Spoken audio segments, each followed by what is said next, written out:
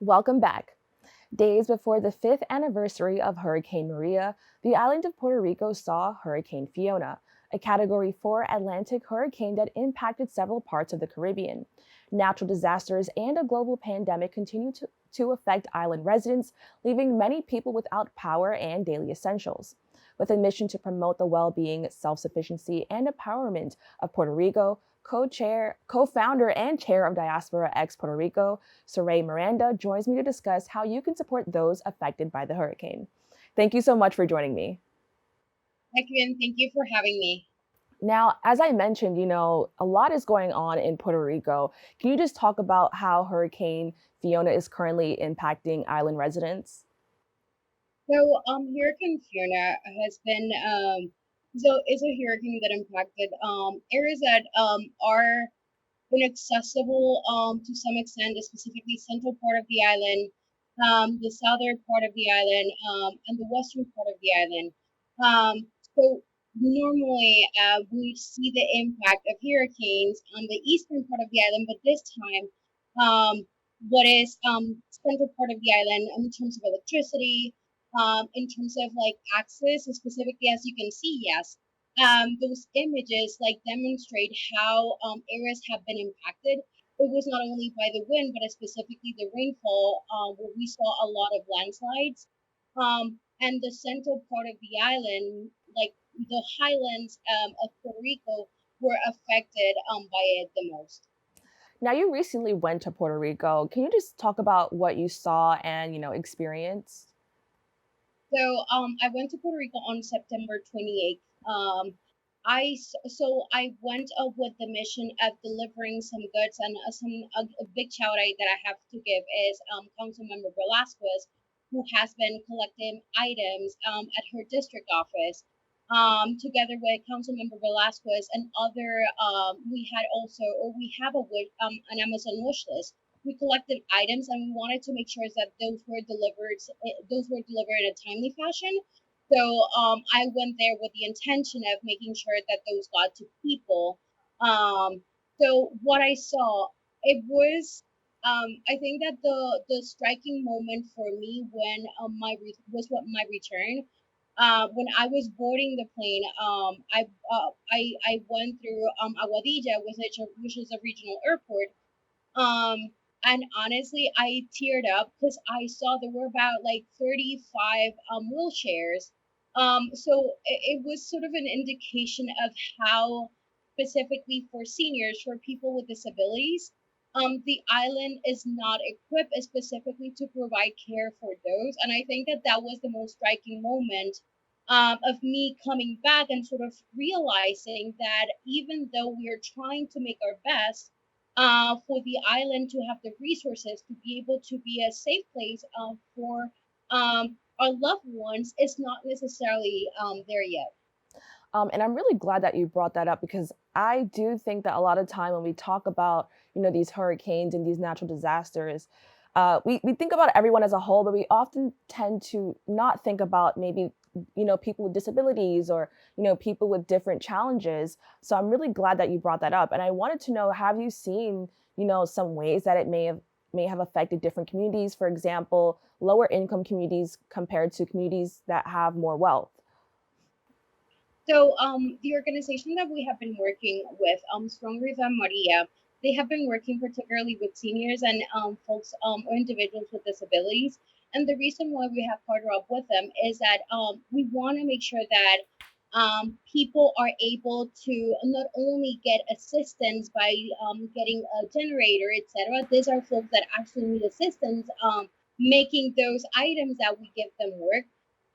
And yes, as you mentioned correctly, we are sometimes ignoring the fact that there's people that need additional assistance, and specifically seniors. As you probably know, Puerto Rico has a significant aging community, and specifically those are the ones that may need the most assistance, and may not necessarily have the ability to like probably provide for themselves and be able to procure that they're in a like in a condition or a situation where they can sort of support themselves. So that is something that I do gotta give it to you. It's something that struck me and reminded me of how why is that we need to do more because what we're doing is not enough. Now, I understand that Puerto Rico is dealing with massive power outages. How is this affecting the lives of the people who live there? So power outages and it's something that has altered the way that someone goes about their lives in every sense of the meaning. Because right now it has been normalized the fact that folks have to incorporate as part of their lives how to go about power outages. Specifically, folks that were impacted by Fiona are going to probably be like a month and a half without electricity. And these are individuals that need like electricity to go about their lives.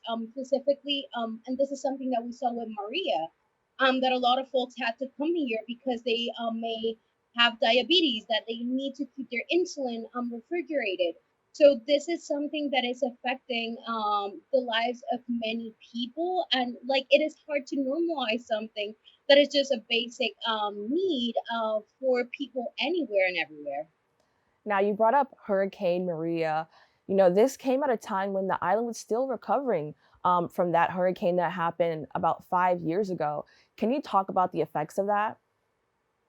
So navigating Hurricane Fiona has been interesting because we have been the folks that have oriented us like to sort of navigate our response were folks that were impacted by Hurricane Maria, the folks that came to New York City and made New York City their home. They have been the ones that were on the receiving end back then for Maria, and specifically that's why we were very specific in terms of the supplies and items that we wanted to provide because navigating things is very difficult. And as we have been talking, like the infrastructure have not recovered yet. As yes, it has been 5 years, but we're not in a situation where we can say yes, our infrastructure, our power grid is in a position that can withstand a strong hurricane. Like Hurricane Fiona was a lot of like rainfall. Rainfall actually was the cause of like a lot of this power outages. So we're still in the peak of hurricane season. So how is that we can make sure that we can provide, or we can make sure that people have access to basic services when we are not there yet and the infrastructure has not recovered fully. Now, after seeing the aftermath of Hurricane Maria, what are some concerns or fears that you have now that the island is dealing with Fiona? My concern mostly is just and I love that our conversation went there. Folks with disabilities, senior individuals who may not necessarily have the ability to communicate because it has as we said, like it has been a month and a half of Hurricane Fiona, and how is that we can continue to keep them connected? Because at the end of the day, they're isolated if they don't have ways to be connected. Because once you don't have electricity, how is that they can continue to communicate with their loved ones? Because they need power to charge their phones. They need to continue to communicate to individuals, and how is that they can share how their situation if there's no ability to keep them connected. Now, in response to the hurricane, several local organizations are working to bring resources and support to the islands that were affected by this storm. Can you speak on the relief efforts you've seen taken by local organizations?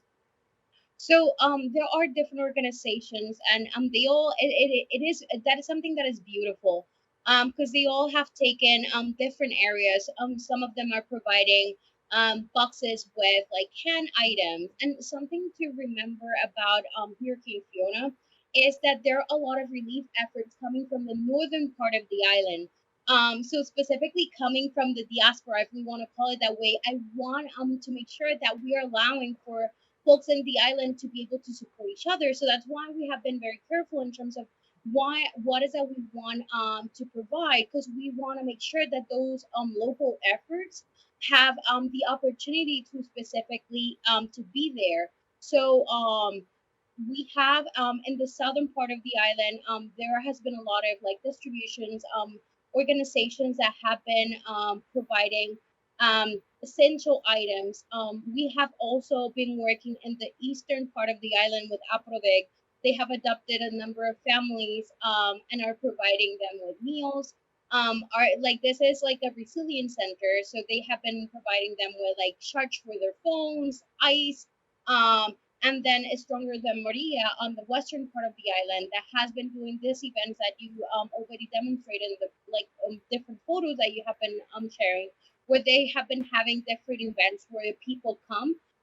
And also they go to specifically mostly seniors, and they clean up because the flooding is something that impacted the houses, and they have to obviously clean up and make sure that it's in a situation where people can live again safely.